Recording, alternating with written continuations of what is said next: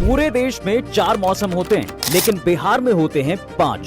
सर्दी, गर्मी, पतझड़, बारिश और फिर बाढ़।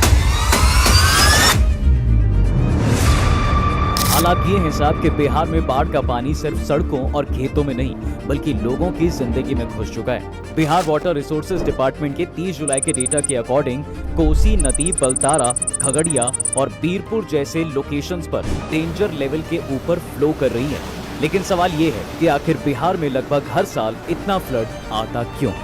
क्या सिर्फ बिहार में होने वाली बारिश इसके लिए जिम्मेदार है या रीजन कुछ और है? एक्चुअली बिहार की बाढ़ की कहानी बिहार से नहीं बल्कि हिमालय से शुरू होती है। देखो, बिहार के नॉर्थ में नेपाल है जिसका लगभग 75% एरिया केवल ऊंचे ऊंचे हिमालय से कवर है और मानसून में हिमालय और उनके फुट हिल्स में भारी बारिश होती है। तो होता क्या है कि ये पानी कोसी, गंडक, बागमती, कमला, महानंदा जैसी नदियों से होता हुआ नीचे बिहार में आ जाता है और ये रिवर्स पानी के साथ साथ पत्थर, मिट्टी और गाद जैसे सेडिमेंट्स भी लेकर आती है। अब बिहार की जमीन एकदम सपाट है और जब ये नदियां ऊंचे हिमालय से बिहार के प्लेन जमीन पर आती है तो उसके पानी की स्पीड थोड़ी कम हो जाती है और जो सेडिमेंट्स ऊपर से बहकर आते हैं वो नदी के तल में जमा होने लगते हैं। कोसी नदी इसका सबसे फेमस एग्जाम्पल है।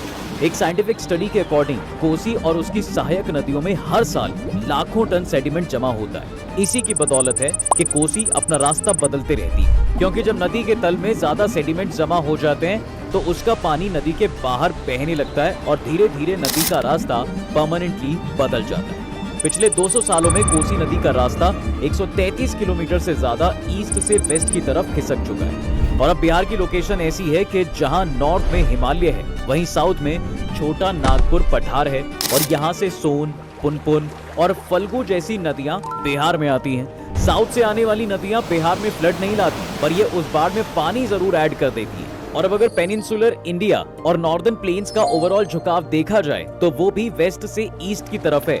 इसी वजह से नॉर्दर्न प्लेन्स का पानी गंगा और यमुना के थ्रू बिहार तक पहुंच जाता है। पर ये तो केवल नेचुरल रीजन है, बिहार की बाढ़ के कई आर्टिफिशियल रीजंस भी हैं।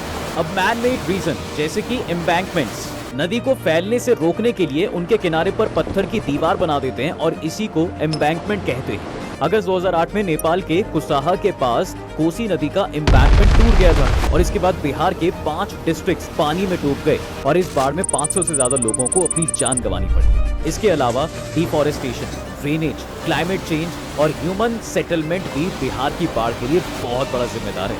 अगर आप इन सबको डिटेल में जानना चाहते हैं तो हमने इस टॉपिक पर एक डिटेल्ड वीडियो बनाया, आप वो जाकर जरूर देखें और बिहार को अपना सपोर्ट दिखाने के लिए वीडियो को ज्यादा से ज्यादा लाइक और शेयर करें।